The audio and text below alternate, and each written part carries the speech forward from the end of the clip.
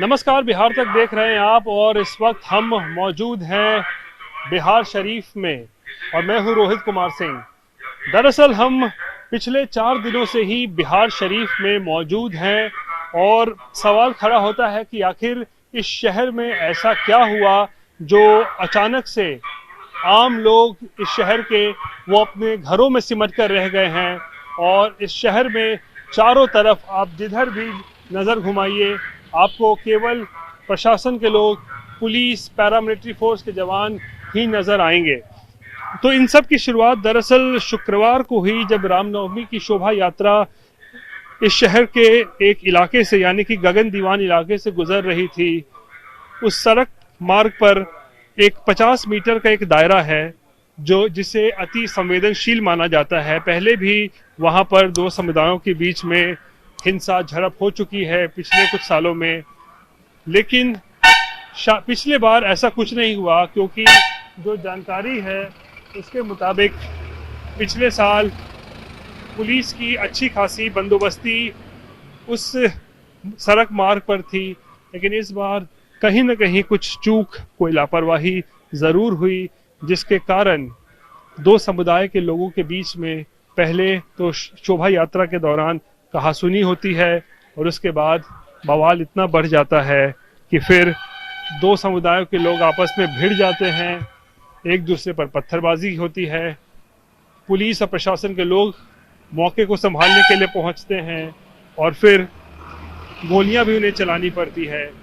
और हालात इतने ज़्यादा बिगड़ जाते हैं कि फिर प्रशासन को शहर में धारा 144 लगानी पड़ती है। और दरअसल हुआ ये कि जब ये सांप्रदायिक तनाव की स्थिति पैदा हुई उसके बाद जो दंगाई हैं, जो लोग इस पूरे हिंसा में शामिल हैं, उनके सर पर एक जुनून, एक पागलपन सवार होता है शुक्रवार को ही। और उसके बाद पूरे शहर में ये लोग दुकानों में लूटपाट करना शुरू करते हैं, कई दुकानों में आग लगाते हैं, गाड़ियों में तोड़फोड़ करते हैं, एक दूसरे पर पत्थरबाजी करते हैं, पुलिस पर पत्थरबाजी करते हैं और ऐसा लगता है कि पूरा का पूरा शहर जो है वो रण क्षेत्र में तब्दील हो गया हो, ऐसे हालात हो गए। और इसी कारण प्रशासन को धारा 144 लगानी पड़ी और शुक्रवार से लेकर आज यानी सोमवार चौथा दिन है और पिछले 4 दिनों से ये शहर पूरी तरीके से ठप पड़ा हुआ है। और परेशान करने वाली बात यह भी है क्योंकि नालंदा, जिसका कह सकते हैं जिला मुख्यालय बिहार शरीफ है, नालंदा मुख्यमंत्री नीतीश कुमार का गृह जिला है और उनके गृह जिले में अगर कानून व्यवस्था की स्थिति ऐसी है जहां लोग पिछले 4 दिनों से अपने घरों में बंद हैं और सड़कों पर केवल पुलिस और प्रशासन के लोग नजर आ रहे हैं, तो सवाल खड़े होते हैं सुशासन पर। तो शुक्रवार को जब ये पूरी घटना घटी और जब सांप्रदायिक तनाव की स्थिति पैदा हुई उसके बाद से ही धारा 144 पूरे इलाके में वो लगाई गई है और लगातार पुलिस के लोग यहाँ पर गश्ती कर रहे हैं। और शनिवार की सुबह जब ऐसा लगा, यानी दंगे जो सांप्रदायिक तनाव हुआ उसके अगले दिन ऐसा लगा दिन भर की हालात कुछ सामान्य हो रहे हैं, कुछ ठीक हो रहे हैं, लेकिन शनिवार की रात अचानक से एक बार फिर से हिंसा भड़कती है। तकरीबन आधा दर्जन इलाके शहर के, जिसमें काशी तकिया, पहाड़पुरा, ऐसे कई इलाके हैं, बनौलिया, जहां पर एक बार फिर से दो समुदायों के लोगों के बीच में जमकर गोलीबारी होती है। और फिर पहाड़पुरा खासकर इलाके में 3 लोगों को गोली लगती है, जो फायरिंग होती है एक दूसरे पर, और उसमें गौतम कुमार नाम के एक व्यक्ति की मौत हो जाती है। और उसके बाद हालात और ज़्यादा ख़राब हो जाते हैं और फिर एहतियातन रविवार को प्रशासन को ग्राउंड ज़ीरो पर पैरामिलिट्री फोर्स उतारना पड़ता है। 9 कंपनियां पैरामिलिट्री फोर्स की उतारी जाती हैं और फिर दिन भर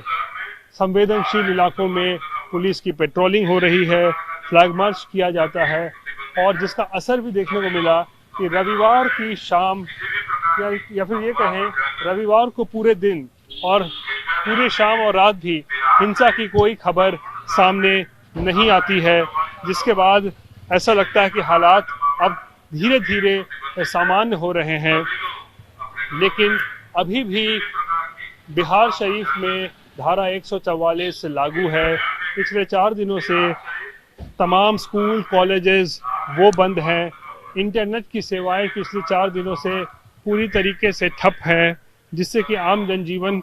जो है वो काफ़ी प्रभावित हुआ है। तमाम दुकानों को आप देख सकते हैं, तमाम दुकानें जो हैं वो बंद पड़ी हुई हैं। केवल दवाई की दुकान यानी दवा की जो दुकानें हैं वो खुली हुई हैं, ताकि किसी को कोई इमरजेंसी हो, किसी की तबीयत खराब हो तो वो दवा लेने के लिए निकल सकता है, अन्यथा किसी को भी अपने घर से निकलने की इजाज़त नहीं है। और पुलिस प्रशासन लगातार ऐसे लोगों को चिन्हित कर रहा है जो इस पूरे सांप्रदायिक तनाव, सांप्रदायिक हिंसा में शामिल थे, और अब तक बिहार शरीफ में 140 से भी ज़्यादा दंगाइयों को गिरफ्तार किया जा चुका है। प्रशासन और पुलिस के लोग लगातार ड्रोन कैमरे के फुटेज और सीसीटीवी फुटेज के आधार पर दंगाइयों की शिनाख्त कर रहे हैं और उन्हें गिरफ्तार किया जा रहा है। और परेशान करने वाली बात दरअसल ये भी है कि बहुत सारे ऐसे लोगों को गिरफ्तार किया गया है जो नाबालिग हैं, जिनकी उम्र 18 साल से कम है। लेकिन हमारी बात हुई स्थानीय डीएम से और उनका भी मानना है कि इन नाबालिगों को जो गिरफ्तार किया गया है वो आधारहीन नहीं है, बल्कि जो उनको सबूत मिले हैं वीडियो फुटेज के आधार पर, उसमें उनकी संलिप्तता पाई गई है और इसीलिए उनको भी जो है वो गिरफ्तार किया है। और बहरहाल आप तस्वीरें देख रहे हैं किस तरीके से पिछले 4 दिनों से बिहार शरीफ जो है वो एक तरीके से कहें तो पुलिस छावनी में तब्दील हो गया है। चारों तरफ आप देख लीजिए, आपको केवल और केवल पुलिस प्रशासन और पैरामिलिट्री के जवान ही नज़र आएंगे और लगातार इन इलाकों में डीएमएसपी के नेतृत्व में छापेमारी चल रही है, पेट्रोलिंग की जा रही है और फिर फ्लैग मार्च भी किया जा रहा है। डीजीपी तक यहाँ पर आए थे, आरएस भट्टी जो है बिहार के डीजीपी हैं, उन्होंने भी यहाँ पर आकर हालात का जायजा लिया और मुख्यमंत्री नीतीश कुमार ने भी सख्त निर्देश जारी किए हैं डीजीपी और चीफ सेक्रेटरी को कि वो हालात को जल्द से जल्द काबू में लाएं और जो भी लोग इस पूरे सांप्रदायिक तनाव में शामिल हैं उनके खिलाफ कड़ी कार्रवाई की जा सके। तो ऐसा पहली बार नहीं है कि बिहार शरीफ में इस तरीके का सांप्रदायिक तनाव देखने को मिला है, पहले भी ऐसा हुआ है, लेकिन पिछले साल ऐसा कुछ नहीं हुआ क्योंकि प्रशासन जो है वो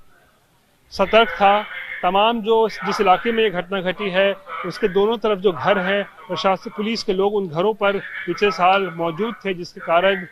कोई अप्रिय घटना नहीं घटी। लेकिन इस बार जो जानकारी आ रही है कि ऐसा कुछ नहीं हुआ, कुछ ना कुछ लापरवाही ज़रूर बरती गई, जिसके कारण इस बार ये घटना घटी है और बिहार शरीफ पिछले 4 दिनों से वो